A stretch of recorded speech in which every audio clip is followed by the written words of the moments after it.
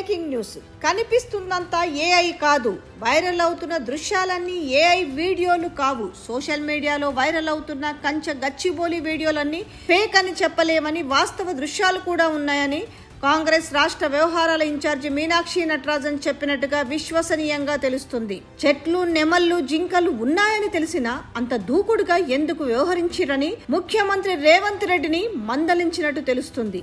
చెట్లు, నెమళ్లు, జింకలు, ఇతర జీవులు ఉన్నప్పుడు జాగ్రత్తగా ఉండాల్సింది. జనం మీదికి పంపినట్లు విద్యార్థుల మీదికి పోలీసులను పంపితెట్లా? విద్యార్థులను పోలీసులు ఈడ్చుకెళ్తున్న దృశ్యాలు ఫేక్ వీడియోలంటే నమ్ముతారా? ఎస్యు వ్యవహారంపై, జాతీయ రాజకీయాలపై ప్రభావం చూపుతుంది. సీఎం రేవంత్ రెడ్డికి మీనాక్షి నటరాజన్ మందలింపు. ఇటు సోషల్ మీడియాలో వైరల్ అవుతున్న కంచె గచ్చిబౌలి వీడియోలని ఫేక్ అని చెప్పలేమనేసి వాస్తవ దృశ్యాలు కూడా ఉన్నాయని ఆమె మాట్లాడినట్టుగా తెలుస్తుంది. ఏదైనా చేసేటప్పుడు 1-2 సార్లు ఆలోచించి చేయాలనేసి మహిళా విద్యార్థులను పోలీసులు ఈడ్చుకెళ్తున్న దృశ్యాలు, యూనివర్సిటీ సెక్యూరిటీ సిబ్బంది జింకను ఆసుపత్రికి తరలిస్తున్న దృశ్యాలను ఏఐ సృష్టించిన వీడియోలంటే ఎవరైనా నమ్ముతారా? కాంగ్రెస్ వర్గాల్లో రేవంత్ రెడ్డిని నిలదీసినట్టు జోరుగా ప్రచారం జరుగుతుంది. సోషల్ మీడియాలో కృత్రిమ వీడియోలు కూడా ఉన్నాయి, కానీ వాటికి అవకాశం ఇచ్చిందెవరు అని ఆమె ఘాటుగా ప్రశ్నించింది.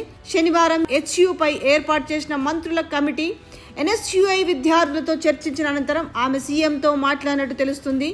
సాధారణ పౌరులతో వ్యవహరించినట్టుగా విద్యార్థులతో వ్యవహరించడం, వారిపై లాఠీ చార్జీ వరకు ఎందుకు వెళ్ళిండ్రని నిలదీసినట్టు గాంధీ భవన్ వర్గాల్లో చర్చ జరుగుతుంది. హెచ్యు అంశాన్ని కేవలం స్థానిక వివాదంగా చూడొద్దని, ఇది దేశ రాజకీయాలతో ముడిపడిన అంశమని పేర్కొన్నట్టుగా తెలుస్తుంది. సెంట్రల్ వర్సిటీతో కాంగ్రెస్ పార్టీకి ఉన్న అనుబంధం, చాలా మంది విద్యార్థులు, అధ్యాపకులు కాంగ్రెస్ వైపు నిలిచిన విషయాన్ని ఎలా మర్చిపోయారని గట్టిగానే మందలించినట్టు సమాచారం. ఇప్పటికే చాలా నష్టం జరిగిందని, అడ్డగోలు లీకులు, వదంతులతో సమస్య ఇంకా జటిలం చేసుకోవద్దని హితవు పలికినట్టు గాంధీ భవన్ వర్గాలు అనుకుంటున్నాయి. మీరు వేసే ప్రతి తప్పటడుగు జాతీయ రాజకీయాల మీద ప్రభావం చూపెడుతుంది. యూనివర్సిటీ భూములపై ఇక వెనక్కి తగ్గండి అని సలహా ఇచ్చినట్టు తెలుస్తుంది. రాత్రికి ఎందుకు బుల్డోజర్లు పంపిరు? కాంగ్రెస్ అధికారంలోకి వచ్చినాక న్యాయ పోరాటం చేసి భూమిని దక్కించుకున్నామని టీజీఐఐసీసీకి బదలాయిస్తూ మంత్రివర్గం నిర్ణయం తీసుకుందని, తర్వాత పారిశ్రామిక వృద్ధికి చర్యలు చేపట్టారని సీఎం ఆమెకు వివరించినట్టు తెలుస్తుంది. 30-40 ఏళ్లుగా భూమి వినియోగంలో లేకపోవడంతోనే అక్కడ చెట్లు పెరిగి పెద్దవైనాయని, అది అటవీ ప్రాంతం కానే కాదని సీఎం సర్ది చెప్పేందుకు ప్రయత్నించినట్టు సమాచారం. అంతకుముందు మంత్రివర్గ ఉపసంఘ సభ్యులు డిప్యూటీ సీఎం బట్టి విక్రమార్క, దుద్దిల శ్రీధర్ బాబు, పొంగులేటి శ్రీనివాసరెడ్డి కూడా అదే క్యాసెట్ ని వినిపించినట్టు తెలుస్తుంది. మీనాక్షి స్పందిస్తూ, మీరు చెప్పినవి నిజమే కావచ్చు, కానీ అటవీ జంతువులు ఉన్నప్పుడు రాత్రికి ఎందుకు బుల్డోజర్లు పంపిరు? బీజేపీ పాలిత రాష్ట్రాల్లో కొనసాగుతున్న బుల్డోజర్ పరిపాలన వ్యతిరేకిస్తున్న మనం ఇక్కడ అదే చేస్తామంటే ఎలా కుదురుతుంది? సో ఈ విధంగా ఆమె ఘాటుగానే వాళ్ళకు క్లాసు బీకినట్టుగా తెలుస్తుంది.